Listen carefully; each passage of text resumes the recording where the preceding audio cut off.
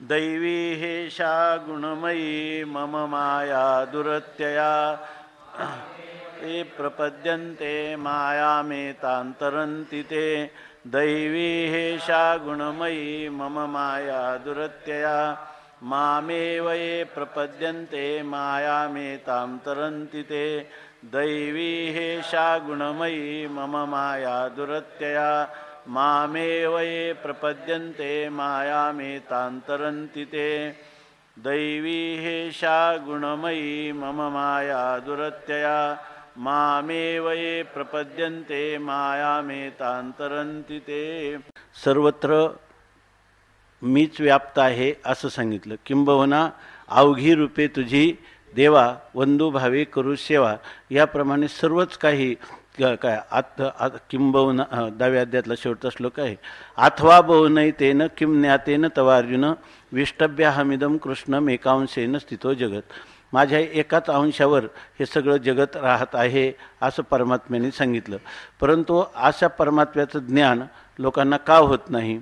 त्याचं कारण जरी हा सर्व परमात्म्याचा विस्तार असला तरीसुद्धा परमात्मा असंग निर्विकार परमात्म्याचा केवळ हा विस्तार नाही, तर ब्रह्म आणि त्याची उपाधी माया यांचा आध्यासिक तादात्म्य संबंध होऊन जेव्हा ब्रह्म मायोपाधीनं युक्त होतं तेव्हाच ह्या संपूर्ण जगताचा विस्तार होतो.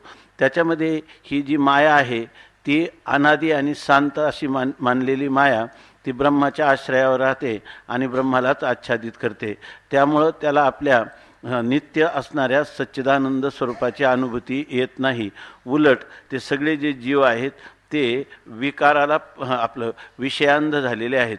तेव्हा याचं कारण काय आहे तर ह्या मायेनं तैशी हे माझीच बिंबली त्रिगुणात्मक सावली की मदची आडवडवली जवनिका जैशी अशा प्रकारची स्थिती झालेली आहे.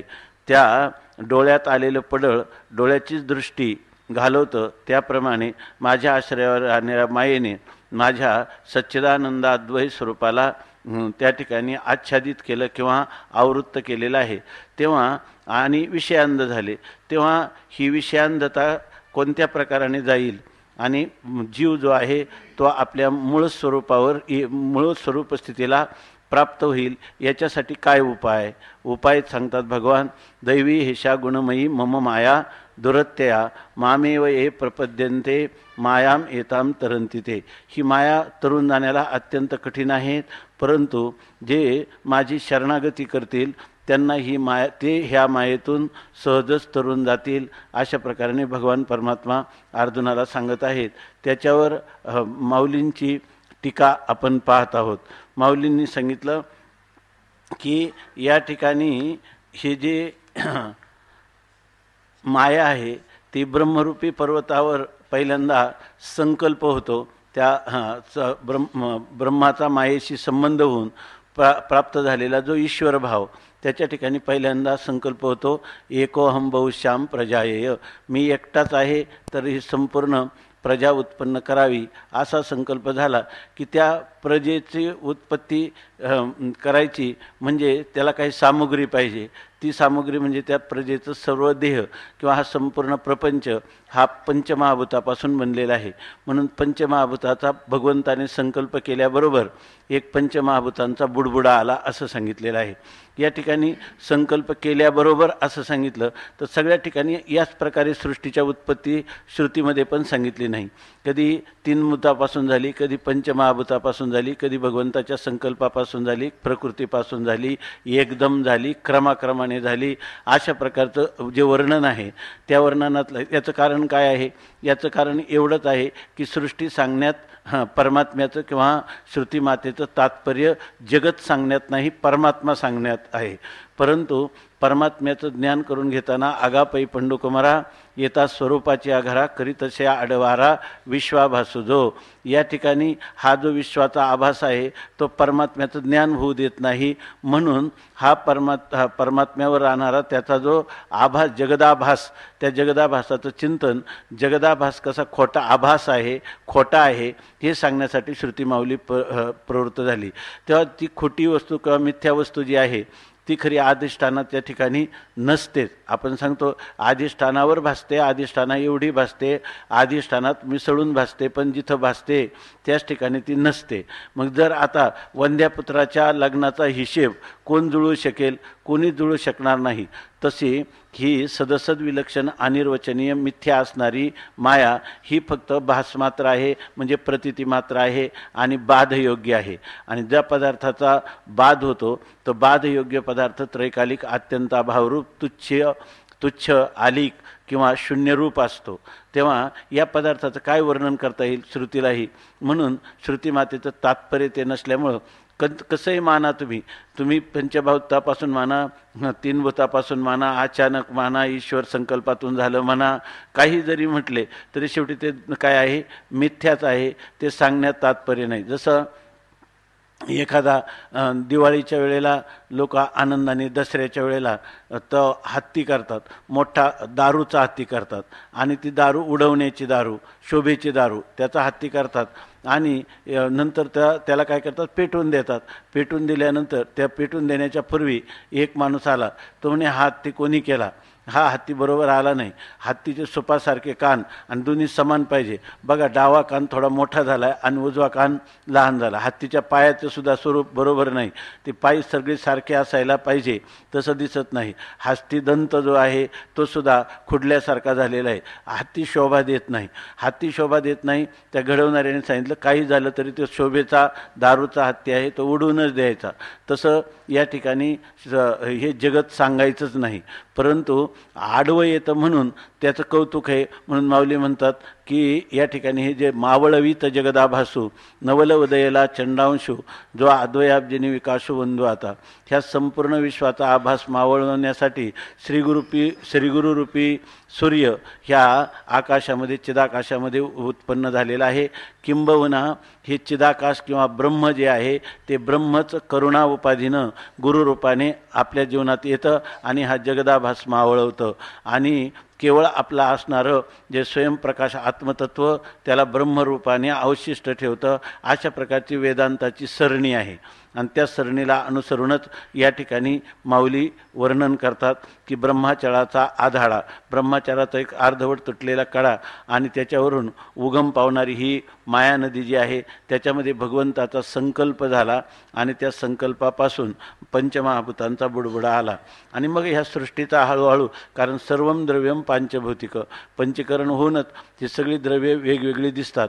जसे जसे त्रिगुण, काही कोणामध्ये सत्वगुणाचं प्राबल्य, रजोगुणाचं, कोणामध्ये तमोगुणाचं, कोणामध्ये सत्व मुख्य आणि रजोगुण तमोगुण गौण, अशा प्रकारे ह्या अनेक प्रकारचे प्राणी निर्माण झाले आणि काळाच्या ओघात हे सर्व झालं. काळाचा जो असणारा ओघ, त्या ओघामुळं या ठिकाणी हा सृष्टीचा विस्तार झाला. तो इतका झाला की प्रवृत्ती निवृत्तीची तुंगे तटे सांडली. या ठिकाणी प्रवृत्तीचा आणि निवृत्तीची असणारी उंच अशी ती तटाक किंवा तीर, त्या तीरालाही हा सृष्टीचा विस्तार त्या ठिकाणी उल्लंघन, अतिक्रमण करून गेला, म्हणजे उत्तरोत्तर वाढतच गेला.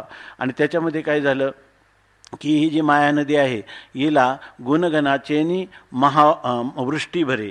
गुणगण म्हणजे त्रिगुण, हेच कोणी घन म्हणजे मेघ आहेत आणि त्यात गुणघनाचेनी वृष्टी भरे आणि त्रिगुणरूपी ढगातून झालेला जो मुसळधार वर्षाव, म्हणजे त्रिगुणांचाच झालेली जी अत्यधिक प्रमाणात वृद्धी, त्यामुळं ह्या जो काही वृष्टीमुळं हा संसार जो आहे तो मोहाचेनी महापुरे भरली. ती माया नदी मोहरूपी म्हणजे भ्रम किंवा अन्यथा ज्ञान, म्हणजे जशी वस्तू आहे तशी त्याला न कळल्यामुळं ती मोहाच्या महापुराने भरून गेली. म्हणजे जीवांना त्या ठिकाणी मोह निर्माण झाला, अन्यथा ज्ञान उत्पन्न झालं, विपरीत ज्ञानाचे भागीदार ते झाले असं सांगतात.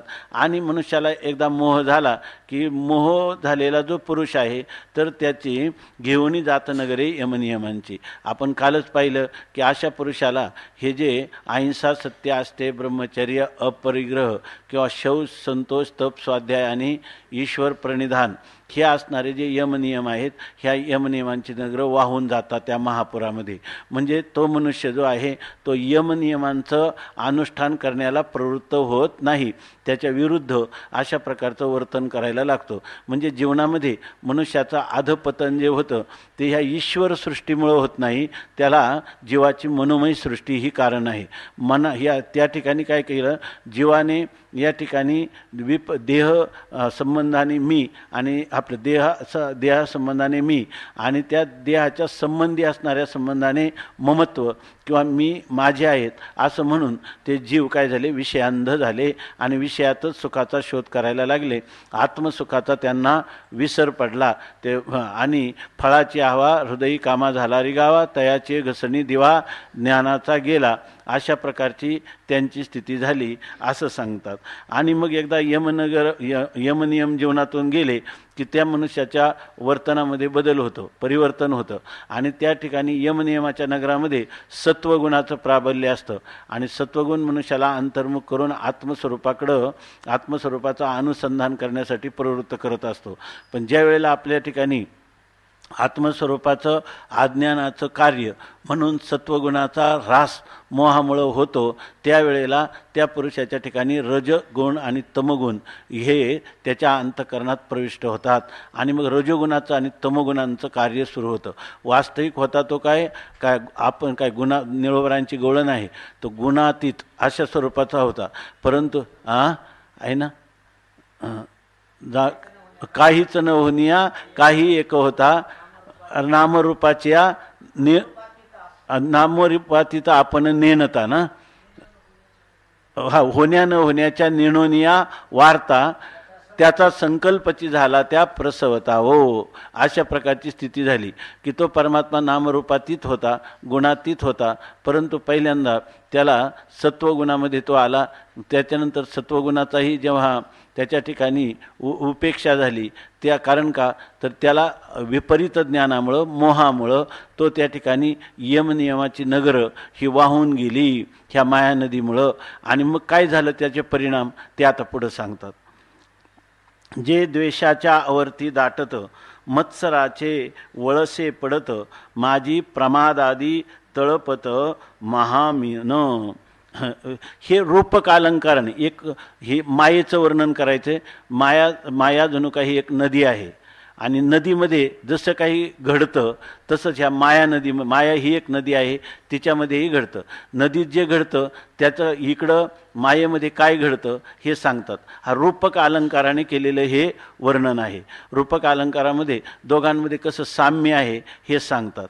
तर जे द्वेषाच्या आवर्ती दाटतं, जे म्हणजे जी माया नदी ही द्वेषांच्या भोवऱ्याने, नदीमध्ये काय असतात भोवरे, आणि ह्या माया नदीत मोहामुळं कोणते भोवरे निर्माण होतात तर ते म्हणतात द्वेषाचे आवर्ती. म्हणजे द्वेषरूपी जे अनेक प्रकारचे काय आहेत भ्रम, ते भोवरे, त्या भोवऱ्यामध्ये भोवऱ्यांनी ही माया नदी व्याप्त आहे. त्या द्वेष म्हणजे आपल्या अंतःकरणामध्ये त्यांनी सांगितलं दुसऱ्याचा जो उत्कर्ष आहे तो पाहून, आता पुढं द्वेष शब्दाचा अर्थ दोन विष असा अर्थ केलेला आहे. म्हणजे आपल्या समोर असणाऱ्या व्यक्तीचा उत्कर्ष सहन न होणं हे याला म्हणतात मत्सर. आणि द्वेष म्हणजे त्याच्या ठिकाणी गुण जरी असले तरी ते गुण याला सहन होत नाही, त्यामुळं त्याचं कशा प्रकाराने हानी होईल, त्याला प्रतिकूलता कशी मिळेल याच्यासाठी प्रयत्न केला जातो. अशा प्रकारची जी अंतःकरणाची वृत्ती आहे, दुसऱ्याची हानी व्हावी अशा प्रकारचा अंतःकरणातला जो भाव आहे तर त्याला म्हणतात द्वेष. हा द्वेष जो आहे महात्मा गांधींनी अखंडानंद स्वामींनी चिंतन केलं. त्यांनी अनासक्ती योगामध्ये आणि भक्तियोगामध्ये का हा दोन प्रकारचं विष आहे.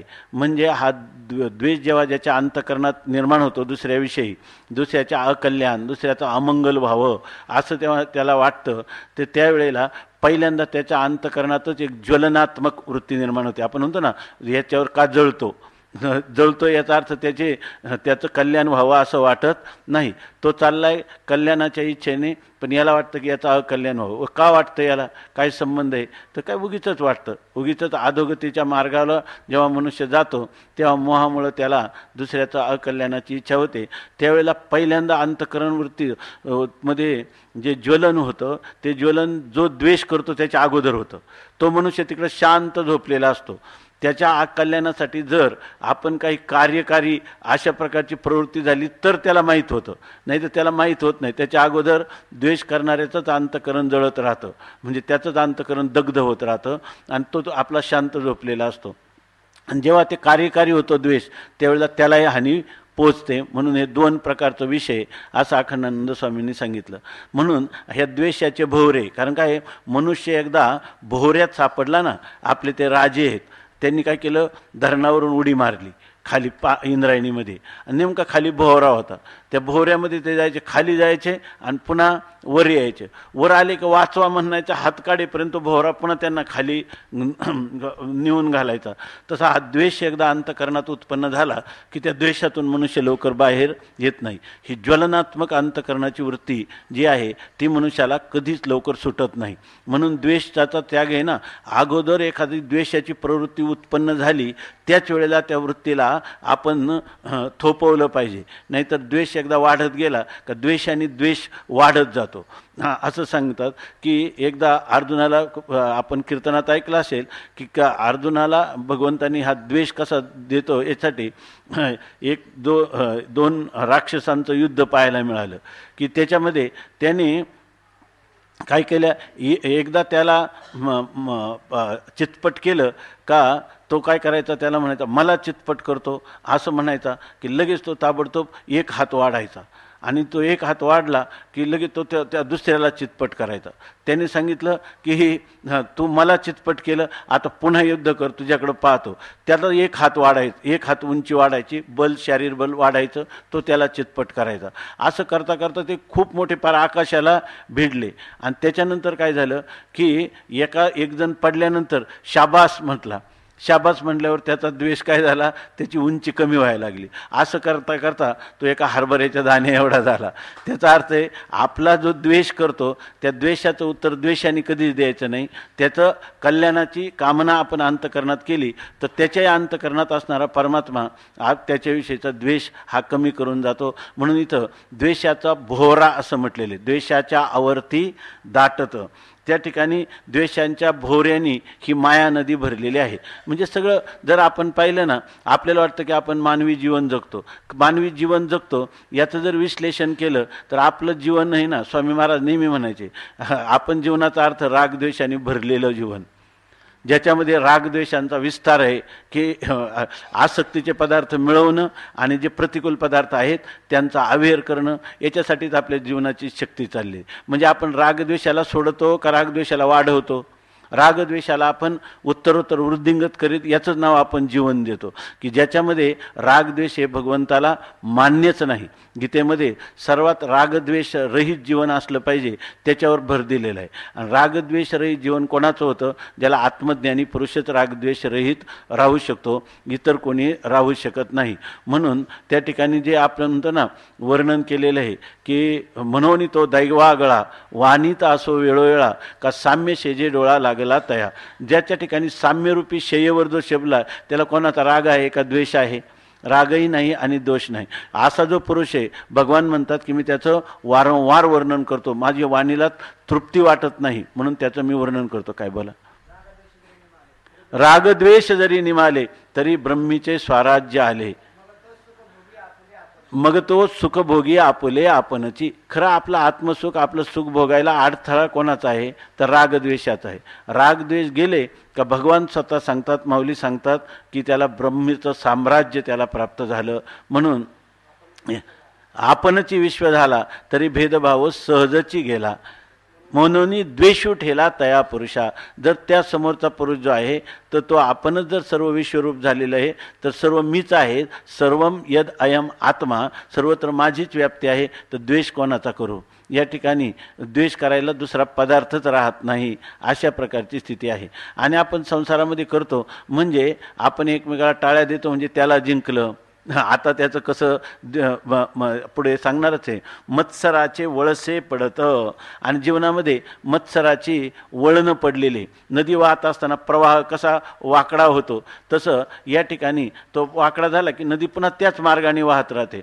तसं हा मत्सराचा वाकण किंवा वाकडा भाग, नदीचा जो चाललेला प्रवाह तो जसा कलतो आणि वळण घेतो, त्याप्रमाणे इथं मत्सराचे वळसे. मत्सर म्हणजे काय की या ठिकाणी एखाद्याचं चांगलं होत असताना ते आपल्याला न देखवणं, याला म्हणतात मत्सर. म्हणजे याचा अर्थ एखाद्याच्या ठिकाणी गुण आहेत, सद्गुण आहेत, तर त्या सद्गुणांवर काय करायचं, सद्गुणांना गुणरूपाने न पाहता ते दुर्गुण आहेत असं सांगायचं. जसं मत्सर कशाला म्हणतात, एक मनुष्य दानशूर आहे आणि त्यांनी दान दिलं एखाद्याला, तर मत्सरी मनुष्य काय म्हणतो, हा म्हणतो की किती दानशूर आहे. तो म्हणतो तुम्हाला काय माहिती आहे आतलं याच्यामध्ये, अहो लोकांच्यात नाव लौकिक व्हावा म्हणून हे करतोय. आणि काही लोक म्हणतात सगळा 2 नंबरचा पैसा आहे, मग आता तो कुठं घालवायचा, तर दान वगैरे देऊन घालायचं. याला म्हणतात मत्सर. म्हणजे गुणांच्या ठिकाणी दोषबुद्धी करणं, याला म्हणतात मत्सर. अशा प्रकारचं तुकाराम महाराज म्हणतात ना, कोणाही जीवाचा न घडावा मत्सर, वर्म सर्वेश्वर पूजनाचे.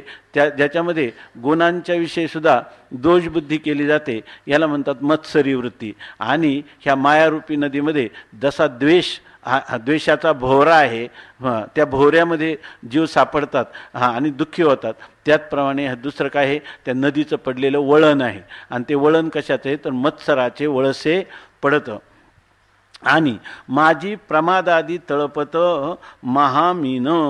आणि त्या ठिकाणी सांगतात प्रमदादी असाही पाठ आहे, आणि प्रमादादी इथं राग द्वेष वगैरे हे ना अंतकरण वृत्तीचे दोष आहेत. म्हणून या ठिकाणी प्रमदा म्हणजे स्त्री असा अर्थ आहे. प्रमदा हे सुद्धा चालू शकतं. प्रमदादी तळपत महामीन, मोठे मासे असले म्हणजे ते जसे घातक असतात, एखाद्या बोटीला सुद्धा उलटू शकतात, तसं हे स्त्रीरूप असणारा महामीन, मोठा महामत्स्य, मोठा मासा त्या ठिकाणी असा अर्थ होईल. पण इथं खरा जो ओघामध्ये चाललेला अर्थ आहे प्रवाहामध्ये, तर हा पाठभेद चांगला आहे प्रमाद. प्रमाद याचा अर्थ प्रकर्षेण काय माद्यते अनया आनेन, इथे प्रमाद हा बरोबर ना. तर विशेष करून जो आपल्याला प्रकर्षाने मदात ते निर्माण करतो, चांगलं वाईट याचा सगळा विसर पडतो, मन मानेल तसं स्वैर अशा प्रकारचं वर्तन करतो, त्याला म्हणतात प्रमाद. दुसरं प्रमाद शब्दाचे 2 अर्थ आहे आमच्या आयुर्वेदमध्ये. त्या हा प्रज्ञापराध हे असं त्याला म्हणतात. प्रज्ञापराध हा एक त्याचा अर्थ आहे कशाचा, प्रमादाचा. प्रज्ञापराध म्हणजे काय, समजा आता मला खोकला येतोय आणि मी आंबट खायचं नाही, मी पुन्हा आंबटच खाल्लं, आंबट खाल्लं, तर मला माहीत असून सुद्धा मी ही चूक केली, याला म्हणतात प्रमाद. आणि दुसरी एक आहे की अनवधानामुळं आपल्याला नेमकं या बुद्धीची तत्परता, दक्षता, किंवा त्याला काय म्हणतो तत्काल निर्णय घेण्याची क्षमता ही कमी होऊन गेल्यामुळं हा प्रत्युत्पन्नमती ही जे आपण आहे ना योग्य वेळेला त्याचा उपयोग केला नाही. म्हणजे सगळं आपण म्हणतो ना कळतं पण वळत नाही. मला कळतंय तरी वेळेला कळत माझ्याकडून अनवधान होतं, तर याला पण काय म्हणतात की कळत असूनही एखादी गोष्ट करणं, यालाही प्रमाद म्हणतात. आणि अनवधान त्या वेळेला त्या पदार्थाच्या स्वरूपाचा, इष्ट किंवा अनिष्ट स्वरूपाचा आपल्याला विसर पडून जे काही आपण विरुद्ध वर्तन करतो त्याला सुद्धा प्रमाद असं म्हणतात. आणि मग हे प्रमाद म्हणजे काय आहे, महामीन. आपण असं सांगतात की जे सागरामध्ये मोठमोठ्या बोटी असतात किंवा नावा असतात, त्यांना हे मासे त्या नावेला सुद्धा उलटू शकतात.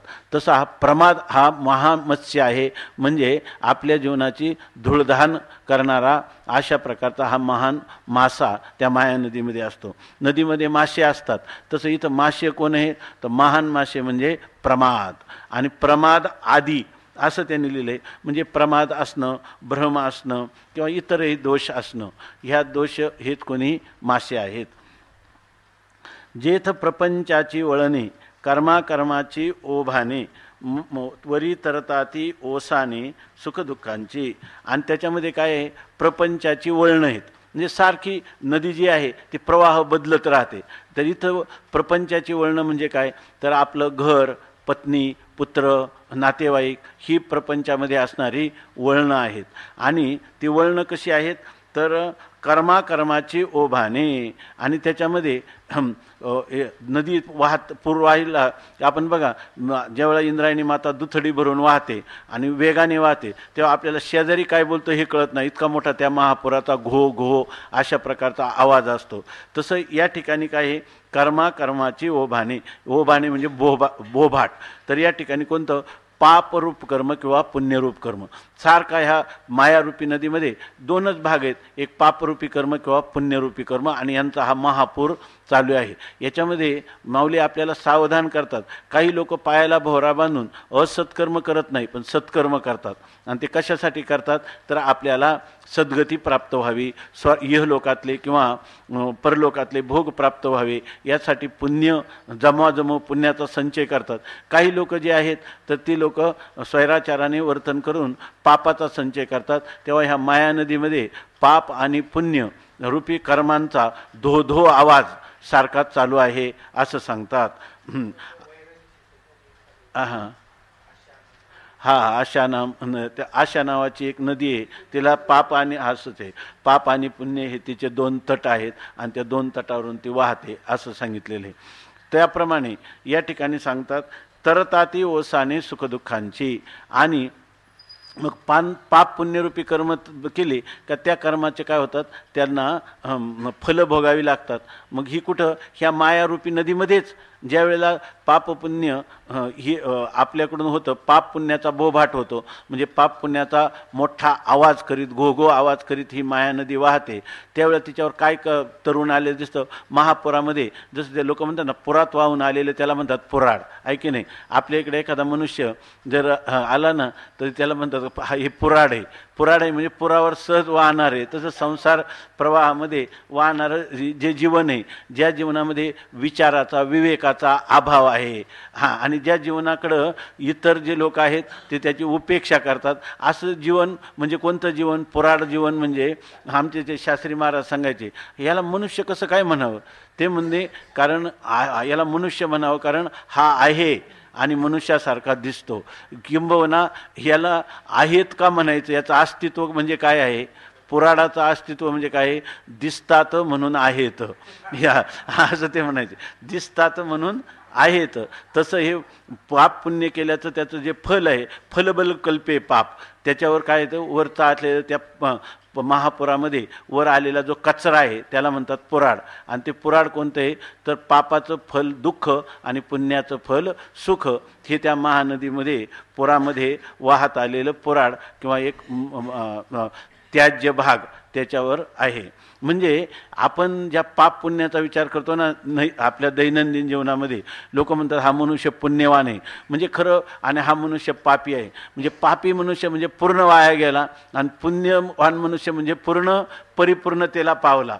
खरं जर आपल्या ह्या वैदिक संस्कृतीमध्ये पाप पुण्याची जी आपल्याला फलं भोगावी लागतात सुखदुःख रूपी, तर त्या ठिकाणी अपरिहार्यपणे जे आपल्याला सुखदुःखाच्या भोगाने जन्ममरण परंपरा प्राप्त करून देतं, अशा प्रकारची ही पापपुण्य की परमपुरुषार्थाला प्राप्त करून देत नाही, उलट परमपुरुषार्थापासून आपल्याला दूर नेतात. आणि जन्ममरण पापाचा भोग भोगण्यासाठी अधोगतीला जावं लागतं, पुण्याचा भोग भोगण्यासाठी स्वर्गाधिकांना जावं लागतं, एकासाठी नरकाला जावं लागतं. कधी कधी पाप पुण्य समान झाले तर पाप पुण्य समान समी, तैच पाविजे कर्मभूमी, तेच जै कापडे विषमी तै स्वर्गगामी अथवा नरकी. नाथ महाराज म्हणतात त्याप्रमाणे अशी त्याची स्थिती. म्हणजे होतं काय, पापामुळं पुण्यामुळं किती वेळा जन्मा यावे आणि नित्य व्हावे फजित, असं असल्यामुळं ज्ञानेश्वर महाराजांनी त्या पापपुण्याला या ठिकाणी पुराड असं म्हटलेलं आहे. ओसान म्हणजे वर तरंगणारं पुराड. जेथ प्रपंचाची वळणे कर्माची ओभाने, वरी तरताती ओसाने सुखदुःखांची. जे ह्या भारतीय वैदिक ऋषीमुनींच्या परंपरेत जन्मलेला जो कोणी जीव आहे, तर त्या प्रत्येक जीवाने पाप पुण्याचा विचार करण्यासाठी हे मानव देह दिलं नाही, पाप पुण्याच्या आतीत कसं व्हायचं याचा विचार मुख्य आहे. म्हणून केवळ पाप आणि पुण्य एवढंच सांगण्यासाठी ही संस्कृती नाही. तर पाप पुण्याच्या अतीत न पुण्यम न पापम न सुखम न दुःखम चिदानंद रूप शिवोहम शिवोहम, हे ज्ञानोबरायांची दृष्टी आहे किंवा हे ज्ञानोबराय आपल्याला सांगतात. रतीची या बेटा आदळती कामाची या लाटा तेथ जीव फेन संगाटा सैंग दिशे. आता ह्या मायारूपी नदीमध्ये काय होतं तर रतीची या बेटा, समुद्रामध्ये कधी बेट लागतं तसं या ठिकाणी, आणि त्या बेटाच्या भोवती सगळा समुद्र असतो, आणि त्या समुद्राच्या आपण कन्याकुमारीच्या जी शिला आहे विवेकानंदांची, तर तिथं पाहिलं तर सर्व बाजूनी समुद्र आहे, आणि इतक्या लाटा ज्या आहेत त्या समुद्रातल्या लाटा अथांग समुद्राच्या मोठ्या मोठ्या लाटा डोंगरासारख्या त्याच्यावर त्या शिलेवर आदळत असतात. ते एक प्रकारचं छोटंसं बेट आहे. तसं इथं म्हणतात, इथं बेट कोणतं आहे तर रतीची या बेटा, ह्या माया नदीमध्ये असणारं जे बेट आहे ते बेट म्हणजे रती. रती म्हणजे स्त्री पुरुष यांच्यामध्ये असणारं मैथून, हेच एक कोणी बेट आहे. आणि त्या बेटामध्ये काय होतात, स्त्री पुरुषांच्या संबंधाने आदळती कामाची या लाटा, त्या ठिकाणी कामविकाराच्या मोठमोठ्या लाटा त्या ठिकाणी निर्माण होतात. आणि त्या कामविकाराच्या लाटा निर्माण झाल्यावर त्या स्त्री पुरुष संबंधातून तेथ जीवफेन संगाटा सैंग दिसे. आणि त्या ठिकाणी जीवफेन म्हणजे जीवरूपी, फेन म्हणजे फेस किंवा बुडबुडे, तर त्या जीवरूपी फेस त्या ठिकाणी सैंग म्हणजे पुष्कळ दिसतो. म्हणजे अनेक प्रकारच्या प्राणीमात्रांचा आपापल्या योनीनुरूप ह्या अंड जारस स्वेद उद्भिज या सगळ्याच प्राणी समुदायांचा फेस रूपाने त्या ठिकाणी आपल्याला इथं याला फेस किंवा बुडबुडा, काल आपण पाहिलं की बुडबुडा पाण्याशिवाय नाही, पण बुडबुड्यामध्ये पाणी नाही. परमात्म्याचा असंग तो जसंच्या तसं राहून या ठिकाणी हा सगळा प्रपंच त्याच्यावर दिसतो, ह्या मायारूपी नदीचा परिणाम. म्हणून या ठिकाणी जीवफेन संगाटा, जीवरूपी फेसाचे संगाट म्हणजे समुदाय, आणि सैंघ म्हणजे पुष्कळ प्रमाणात दिसतात.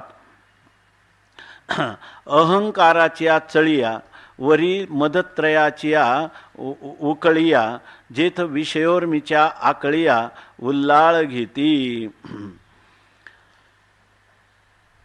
आता याच्यामध्ये हे अनेक प्रकारचे जीव उत्पन्न होतात. वास्तविक हे जीव ईश्वराच्या संकल्पापासून उत्पन्न झाले, परंतु ते जीव ते म्हणजे त्यांची जी शरीरं, पण त्याच शरीराच्या ठिकाणी काय म्हणायला लागले, हे जीव मी, असं प्रत्येकाने आपल्या पूर्वीच्या काम कर्म आणि अविद्या यानुरूप त्या योनीच्या ठिकाणी किंवा त्या शरीराच्या ठिकाणी अभिमान धारण करला. हे शरीर माझं आहे असा अभिमान धारण केला.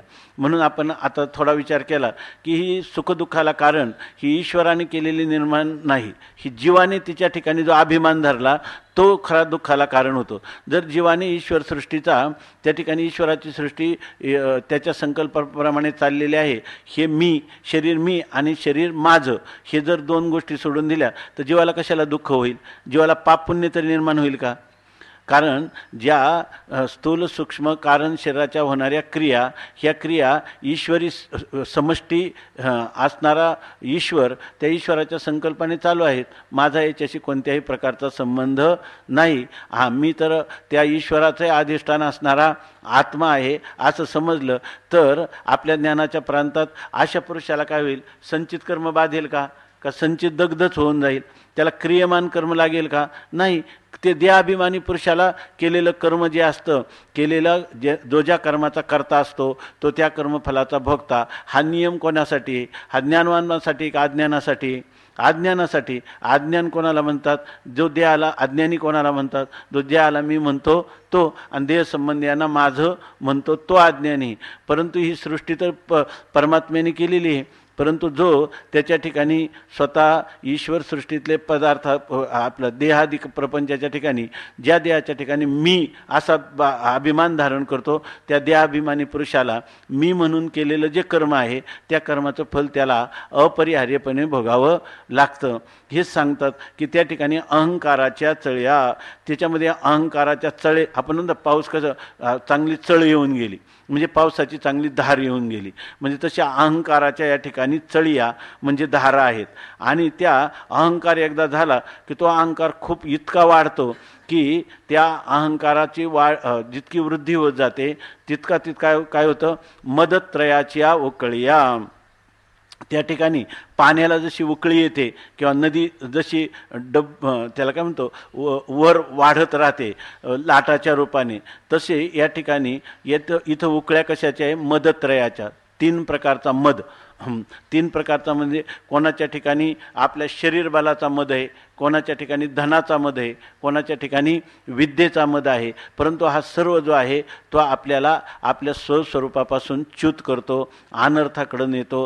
पण ह्या देहाला एकदा मी म्हटलं, देहाचा अहंकार धरला की त्याच्या ठिकाणी मद निर्माण होतो आणि ते मदत्रय असं 3 प्रकारचे मद असं सांगितले. कोणाला सत्तेचा मद असतो, कोणाला संपत्तीचा मद असतो, कोणाला तारुण्याचा मद असतो ना. याच्यामध्ये मला वाटतं काहीतरी 7 प्रकारचे मद भावार्थ रामायणामध्ये सांगितलेले. 7 प्रकारचे पाश आणि 7 प्रकारचे मद. बहुतेक म्हणजे चांगलं लक्षात नाही, पण 7 प्रकारचे मद असे सांगितलेले. म्हणजे कोणते तुम्ही म्हणलं, धनाचा म्हणा, विद्येचा म्हणा, शरीर बलाचा म्हणा, सत्तेचा म्हणा, संपत्तीचा म्हणा, तारुण्याचा म्हणा, कीर्तीचा, कशाचाही मनुष्याला मद असतो. आणि हे सगळे अहंकारम, बलम, दर्पम, कामम, क्रोधम, परिग्रहम, हे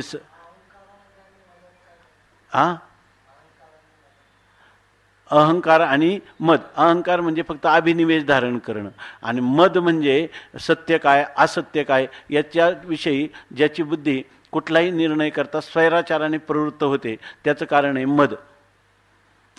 काय माद्यते अनेन इति मदाह.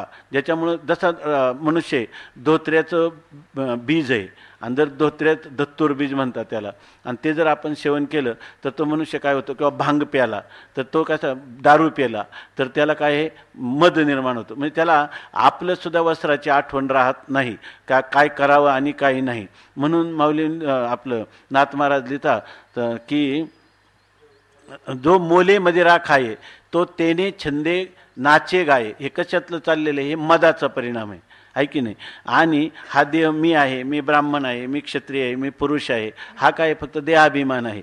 आणि त्या देहाभिमानाच्या त्या वाढला, अहंकार वाढला म्हणजे देहाभिमान अधिक बळकट होत गेला की मनुष्याला त्या देहाचं अंजन वंजन करत असताना त्याला मद निर्माण होतो. म्हणजे त्याला त्याचं भान सुद्धा राहत नाही. आणि कोणत्या गोष्टी तर ह्या सत्ता, संपत्ती, तारुण्य किंवा विद्यामद, धनमद किंवा तारुण्यमद, ह्या मदामुळं मदत्रयाच्या उकळ्या त्याच्यामध्ये जसं पाणी उकळतं वर, तसं ह्या मदत्रयाच्या उकळ्या आहेत असं म्हणतात. आणि जेथ विषयोर मीच्या आकळीया उल्लाळ घेती. आणि तिथं त्यांनी अर्थ केला विषय उर्मी, म्हणजे विषयरूपी जे लाट आहेत ना, आणि त्या विषयोर्मीच्या आकळीया, आकळीया, कळी म्हणजे लहान असं, आणि आकळीया म्हणजे त्याच्या आसमंतात असणारे ज्या विषयरूपी लाटाचे. विषय उर्मी कोणती?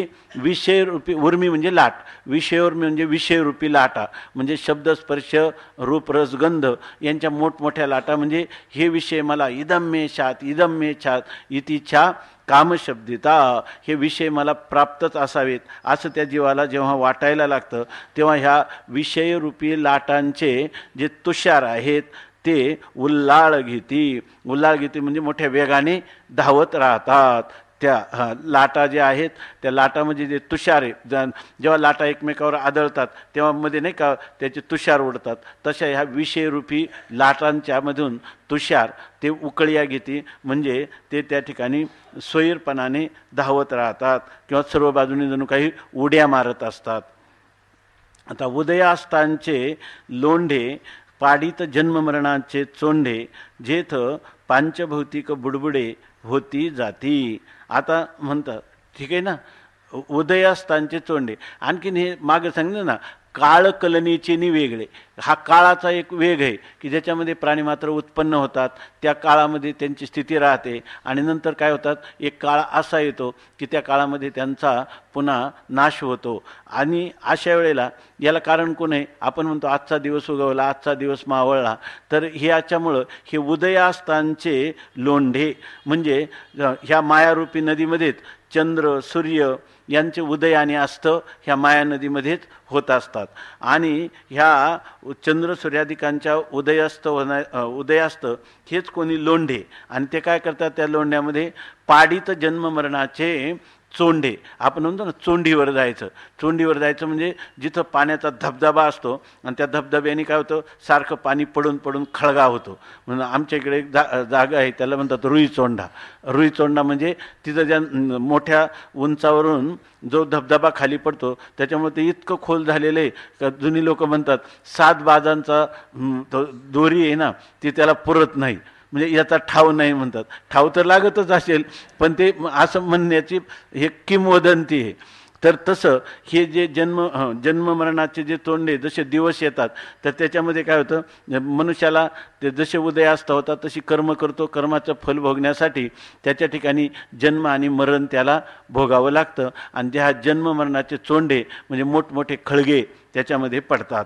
आणि माया नदी चालली ना, त्या माया नदीचा धबधबा जिथं येईल तो धबधबा म्हणजे कोणता, उदय आणि अस्त हे यांचे लोंढे प्रवाह, आणि त्यामुळं जन्ममरणाच्या परंपरेला तो प्राप्त होतो. पाडीत जन्ममरणाचे चोंढे, जन्ममरणाचे खडक आपले खड्डे किंवा खळगे त्या ठिकाणी जातो. आणि जन्ममरणाचे खडगे म्हणजे कधी होतील जन्ममरण, तर पंचभूतांचा देह आला तर आहे की नाही, त्या देहाचे जन्ममरण होतात. त्यासाठी देह पाहिजे की नाही, देह पाहिजे, आणि तो देह पंचभूत पाहिजे की नाही. म्हणून तिथं काय होतात, पांचभौतिक बुडबुडे होती जाती.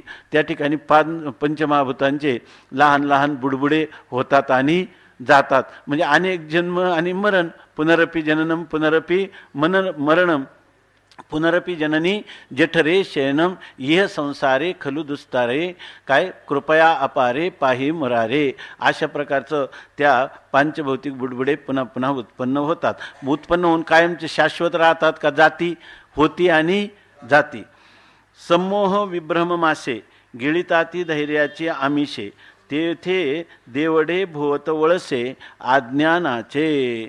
आता म्हणतात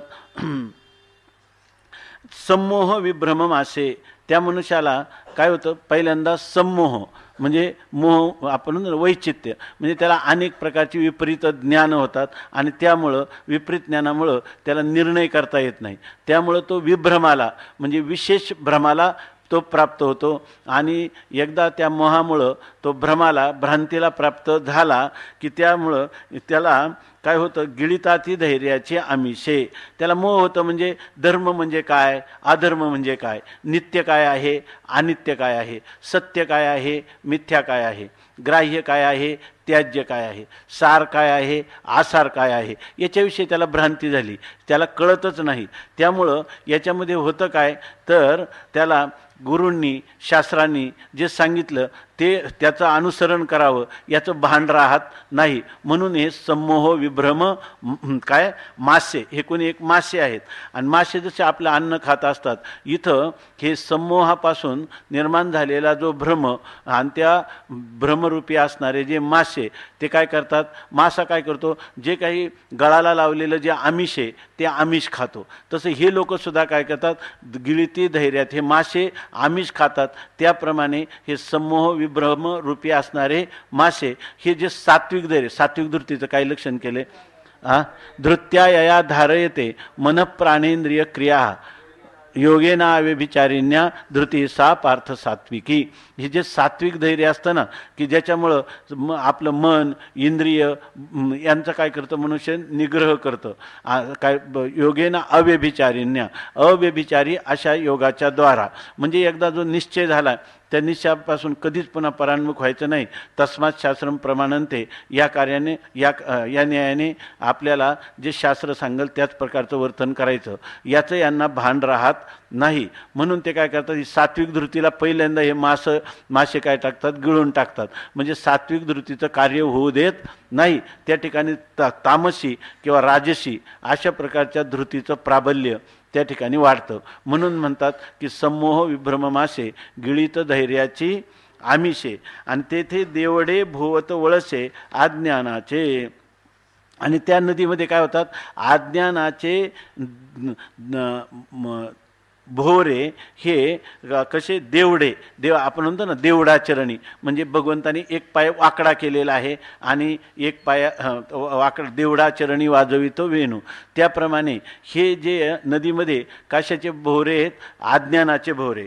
अज्ञानाचे वळसे, अज्ञानाचे असणारे वाकणं किंवा अज्ञानाचे असणारे वळसे शब्दाचे दोन्ही अर्थ दिलेले आहेत की भोवरा असा एक अर्थ दिला आहे. आणि त्याच्यामध्ये काय करतात तर ते वाकड्या गतीनं ते जे जीव आहेत ते फिरत राहतात. अज्ञानाचे भोवरे म्हणजे अज्ञानाचे भोवरे वाकड्या गतीने फिरतात, म्हणजे अज्ञानी असणारे जी जीव आहेत त्यांना अनेक प्रकारची कुटील अशा प्रकारच्या योनी पुन्हा पुन्हा प्राप्त होत राहतात आणि त्या भोवऱ्यामध्ये किंवा त्या वळश्यामध्ये ते सापडलेले असतात. भ्रांतीचेनी खडुळे रेवले आस्थेचे अवगाळे, रजोगुणाचेनी खळाळे स्वर्गू गाजे. आता भ्रांतीचेनी खडुळे, आता यांना काय झालेलं आहे, भ्रम झालं आहे. जीव भ्रमले या कामी असं आहे ना, काय एक अभंग आहे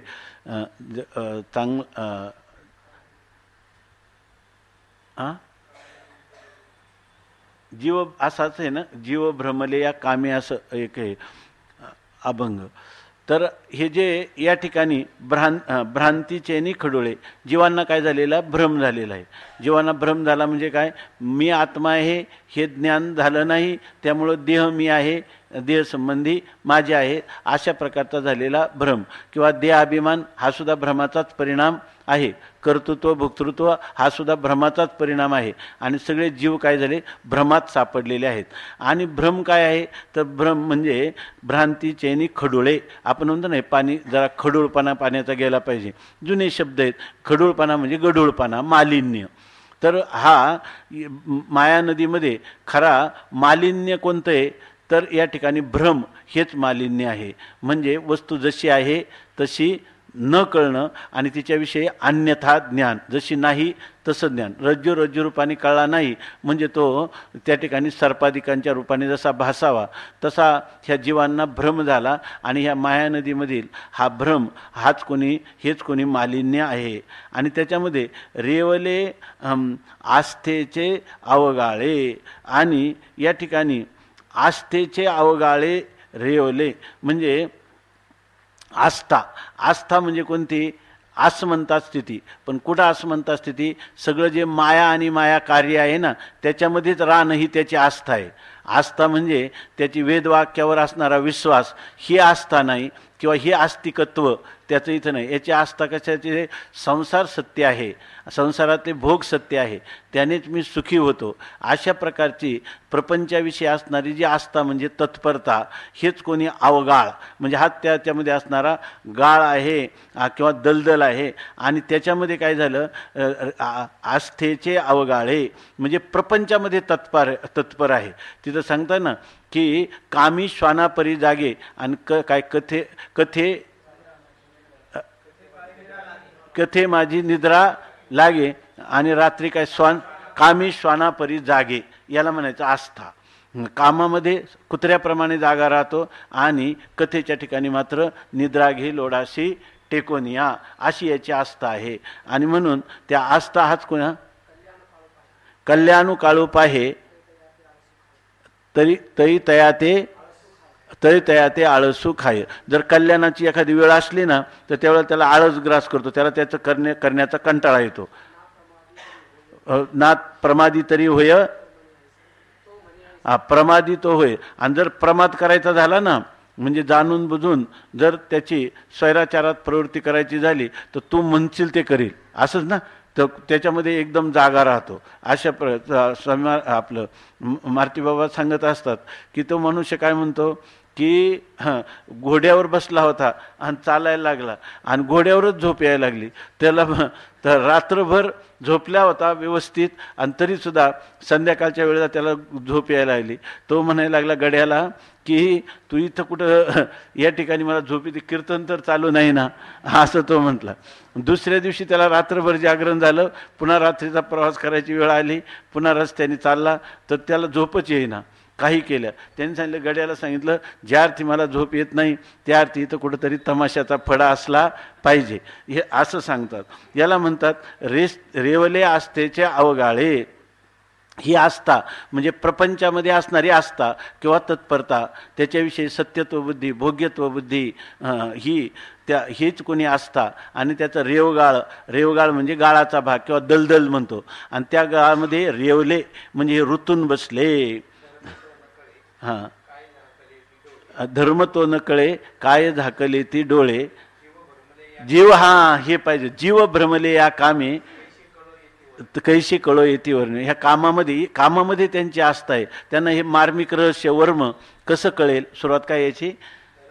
धर्म कळत नाही आणि म्हणजे डोळे झाकल्यामुळं, म्हणजे अज्ञानामुळं त्याला धर्म काय अधर्म काय याचं ज्ञान नाही. बरं, दुसऱ्यांनी करून घ्यायला गेलं तर त्याला काय होतं? धर्माचं ऐकताना नको वाटतं आणि अधर्माचं ऐकताना बरं वाटतं. म्हणून विषयाचा माज काही करून येदी लाज, तुका म्हणे लाशी माया नाचविते कशी. याचं सर्वाचं कारण हीच माया नदी आहे ना. ही लाशी म्हणजे ते काय म्हणतात, मांजर ते पहिली जे वितं तर ते परत काय करतं? आपल्याच पिलाला खातं किंवा सर्प जो आहे तो खातो. तसं ही माया जी आहे ना, तर ही तो त्याला लाशी असं म्हटलं. हा तसे लाशीचा हाडळपणा असा अर्थ आहे, हाडळपणा अर्थ आहे. तर माया जी आहे ही त्या जीवाला कशी नाचवते याविषयी तुकाराम महाराजांनी सांगितलं. इथं सांगतात की रेवले भ्रांतीचेनी खडुळे, हा भ्रम हेच त्याच्यामध्ये असणारा गडूळपणा त्या नदीमधला, आणि आस्थेचे अवगाळे रेवले. आणि हे जे जीव आहेत हे पतित अधपतित होणारे जीव त्या प्रपंचाच्या तत्परतारूपी दलदलीमध्ये रेवले म्हणजे ऋतून बसले. रजोगुणाचे नि खळाळे स्वर्गू गाजे. आणि ते नदीचा जसा महापुरामध्ये खळखळ खळखळ असा आवाज येतो, तर इथं कोणता आहे? रजोगुण. रजो रागात्मकम विद्धी तृष्णा संग समुद्भवम तन्निबध्नाति कौंतेय कर्मसंगेन देहिनम. असा ह्या रजोगुणाचा सारखा खळखळाट आहे. आणि हा रजोगुणाचा खळखळाट कुठपर्यंत आहे? का ते धावतात, जाऊ द्या ये लोकातलं सुख गेलं तरी चालेल, परंतु स्वर्गू गाजे. त्या ठिकाणी स्वर्ग देखील गर्जना करायला लागतो. म्हणजे त्या स्वर्गाकडं जाण्यासाठी हे लोक आपला जे यज्ञयागादी करतात. आणि पण हे आहे कशामधला? माया नदीच्याच पुरातलं वाहन आहे. फक्त कुठं जायचं आहे? स्वर्गातल्या दिशेने जायचं आहे.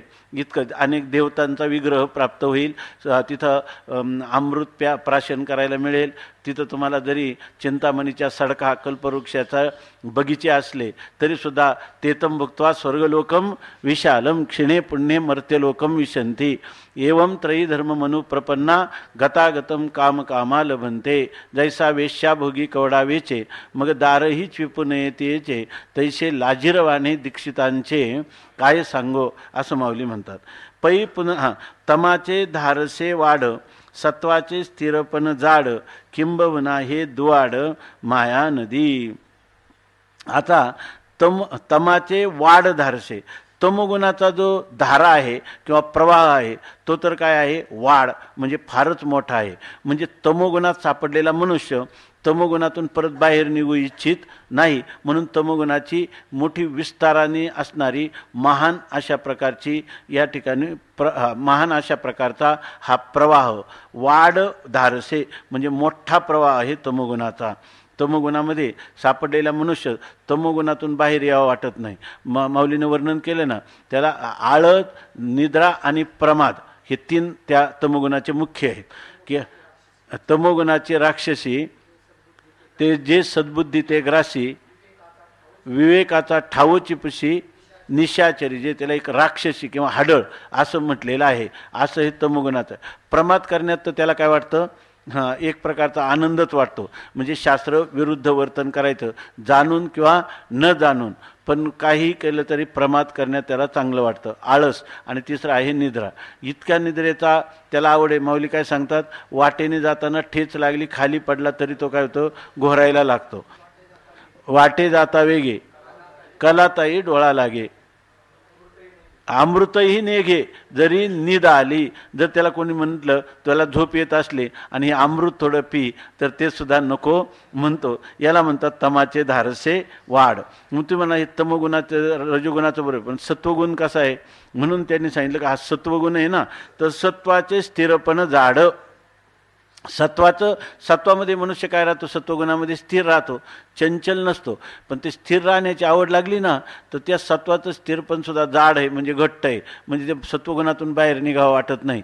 सत्वगुणामध्ये राहिल्यामुळं जरी आपल्याला स्थिरता किंवा सुखाची अभिव्यक्ती होत असली, वृत्त्यात्मक सुख मिळत असतं, तरी स्वरूपभूत सुखाला ह्या सत्वगुणाशी केलेलं तादात्म्य हे आपल्याला प्रतिबंध करतं आहे. पण ही गोष्ट लवकर लक्षात येत नाही, म्हणून हा माया नदीत आहे. नाही तर सत्वगुणाने जर आपला स्वतःचा बाध करून तर गुणातीत आपल्या स्वरूपाचा निश्चय केला तर सत्वात संजायते ज्ञानम. पण ते हे काही होत नसेल तर ह्या सत्वगुणाचा जरी स्थिरपणा असला तो उलट तो जास्त आहे. उलट काय आहे, तर विवेकानंदाने असं म्हटलंय, तमोगुणाचा मनुष्य कधीतरी दुःख भोगून तमोगुणाच्या विषयी कुठं जाईल, रजोगुणामध्ये जाईल. रजोगुणाचा मनुष्य चांचल्य त्याचा कंटाळा येऊन स्थिरपणात जाईल, मग आपलं सत्वगुणात जाईल. पण सत्वगुणातल्या मनुष्याला जास्त सावधान राहिला तरच तो सत्वगुणाचं तादात्म्य सोडू शकतो.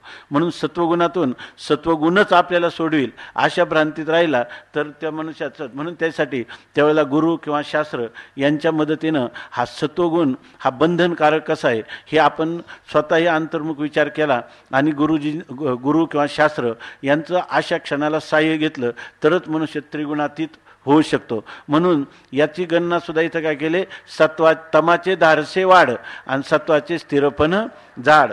सत्वगुणाचा स्थिरपणा जो आहे तो बोला तत्र सत्व निर्मलत्वात प्रकाशकमनामयम सुखसंगेन बध्नाती ज्ञान संगेन चानघ.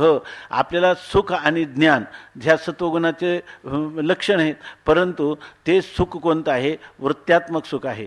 ते ज्ञान कोणतं आहे, वृत्त्यात्मक ज्ञान आहे. त्यामुळं ते माया नदीतलंच आहे. किंबहुना हे दुवाड माया नदी. किंबहुना फार काय सांगावं तर म्हणतात हे माया नदी दुवाड. ही माया नदी अत्यंत दुवाड आहे, म्हणजे अत्यंत कठीण आहे, म्हणजे ती तरुण जाण्याला अत्यंत अवघड आहे असं सांगतात. पै पुनरावृत्तीचे उभडे झळंबती सत्यलोकीचे हुडे घाये गडबडती धोंडे ब्रह्म गोळकाचे.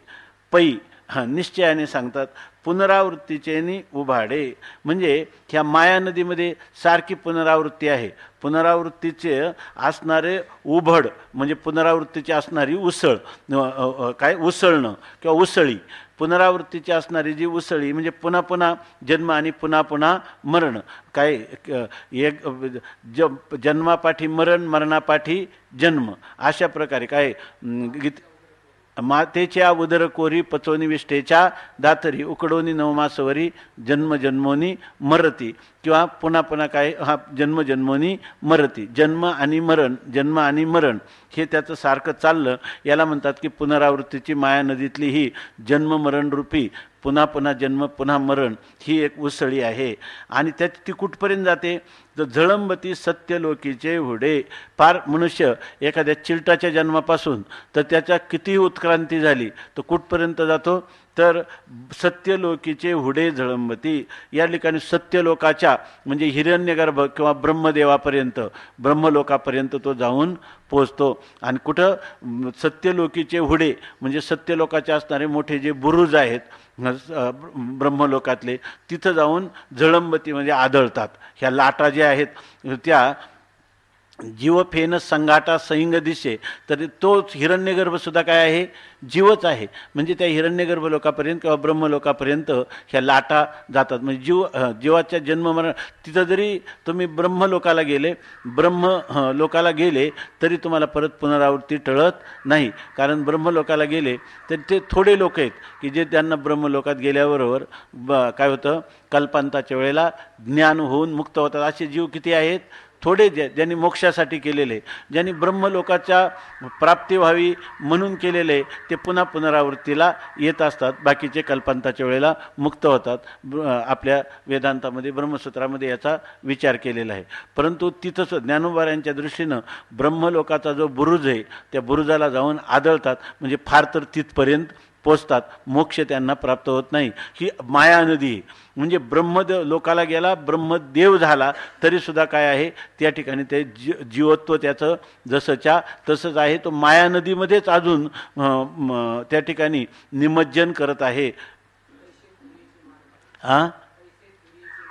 तैसे थोरियेचे मान पाहे पा, जो सृष्टी बीजाचा साठोपा तो पुनरावृत्तीच्या मापा शिग झाला. आपण ती शिग लावतो ना, तर सगळ्यात शिगेचा शेवटचा दाना वर असतो.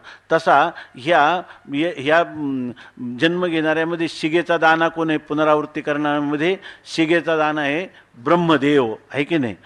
की जो सगळ्या जगाचा बीज रूपाने सगळ्या जगाचा उत्पत्ती करता आहे, ज्याच्या संकल्पापासून हे विश्व निर्माण होतं, जगताची उत्पत्ती करणारा हा ब्रह्मदेवसुद्धा त्यालासुद्धा पुनरावृत्ती किंवा जन्ममरण परंपरा चुकत नाही म्हणून सांगतात.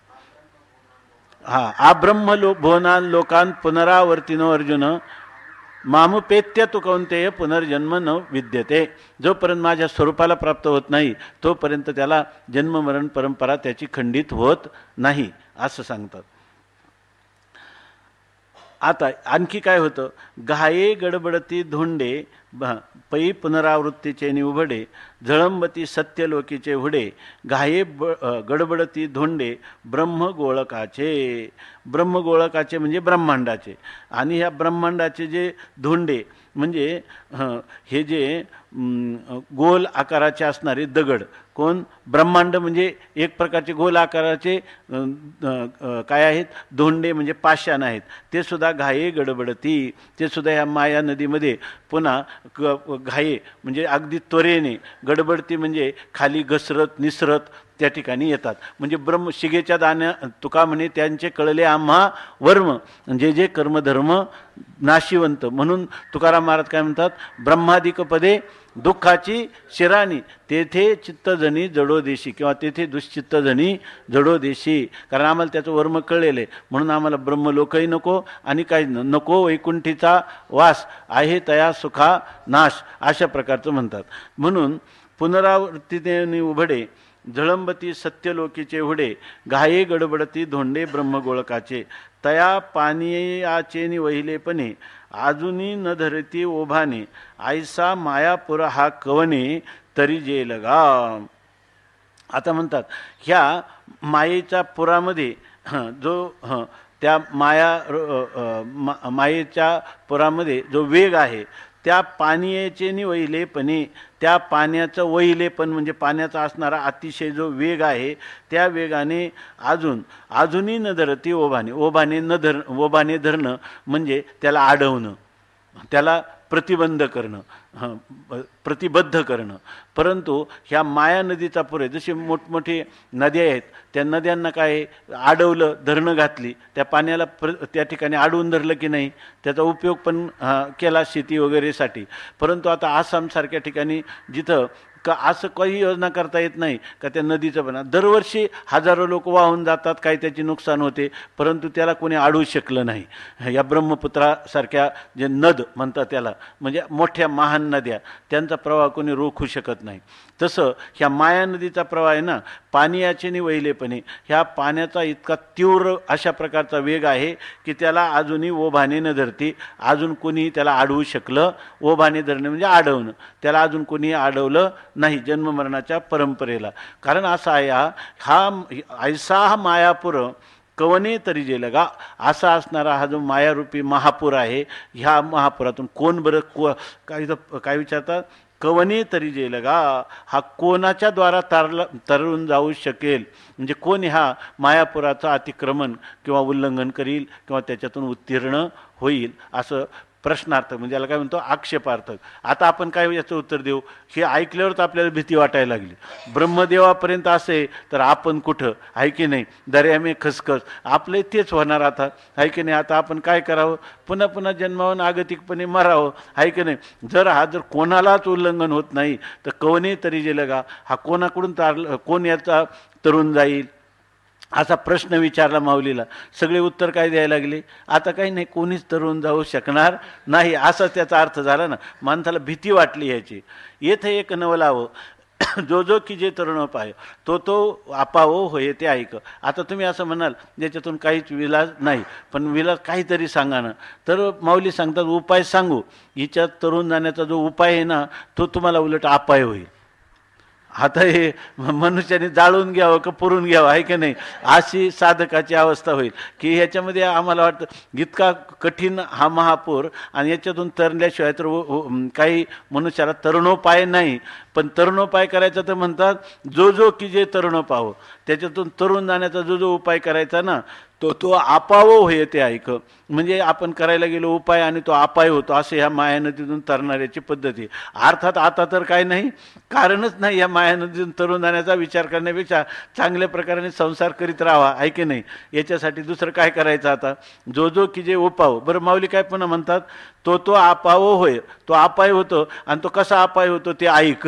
म्हणजे अजून तो ऐक का तो उपाय कसा अपाय होतो. आपल्याला मी परवा आहे ना त्या असं विचार करायला लागलं की आता माऊली तर म्हणतात जो उपाय करतो तो अपाय होतो आहे की, उपाय करतो तो अपाय होतो. उपाय अपाय कसा होतो याची काही उदाहरणं काय सांगता येतील का. ते काही 2 दिवस काहीच एकही डोळ्यापुढं आलं नाही, कारण ऐक शब्दाचा विचारच केला नाही. माऊलीनं तिथं सांगितले ना कोणते उपाय. त्यामुळं काय त्याचे जेव्हा हे ऐक शब्द आहे ना, म्हणजे मग याचा अर्थ इथंच सांगणार आहे काय काय उपाय अपाय कसा होतो हे कुठं इथंच सांगतात आहे की नाही. एवढं सुद्धा आलं नाही आपले लक्षात. हां तो तुमचा नम्रपणा आहे.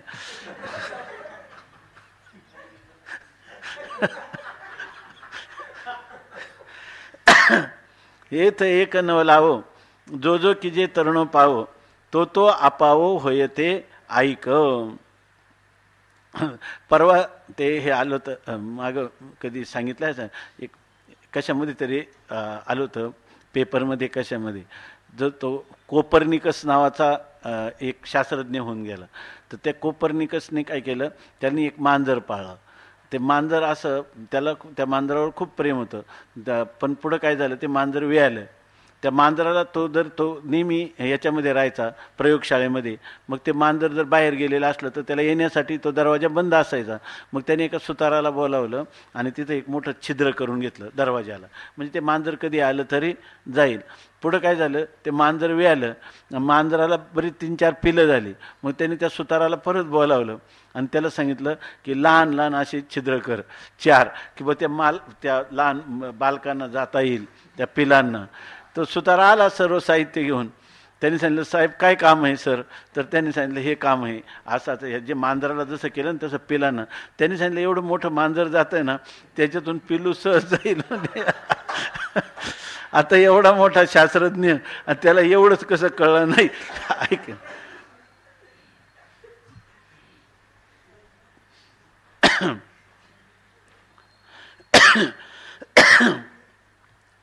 येथ एक नव लावो, जो जो की जे तरुणो पावो, तो तो आपावो होय ते ऐक. पुंडलिक वरदा हरी विठ्ठल. श्री ज्ञानदेव तुकाराम ज्ञानेश्वर महाराज की जय.